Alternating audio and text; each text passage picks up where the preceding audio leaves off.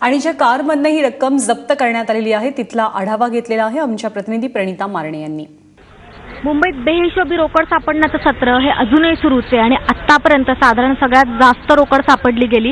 याच गाडीमध्ये 1,01,00,000 रुपयाची रोकड सापडली गेली आणि त्याच्यामध्ये काही 2,000च्या नोटा आणि काही 500च्या जुना नोटा सापडल्या गेल्या।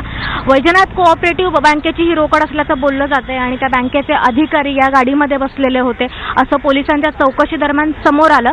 आणि आता काही नाबार्डची लोक इथे टिळकनगर पोलीस स्टेशनमध्ये दाखल झालेली आहेत। खासदार प्रीतम मुंडे इथल्या या बँकेच्या संचालिका आहेत आणि असं बोललं जातंय आणि पंकजा मुंडे यांचा सुद्धा याच्यामध्ये हस्तक्षेप आहे असंही म्हटलं जातंय। त्याच्यामुळे हा मुद्दा अर्थातच अधिवेशनामध्ये गाजण्याची शक्यता आहे, याला एक राजकीय वळण मिळण्याची शक्यता आहे आणि हा पैसा नेमका कोणाचा होता, तो कुठे चालला होता आणि हा काळा पैसा होता आणि तो पांढरा करण्यासाठी चालला होता का, याची चौकशी सध्या सुरू आहे आणि त्याच्यासाठीच नाबार्डची लोक सध्या या टिळकनगर पोलीस स्टेशनमध्ये दाखल झालेली आहेत।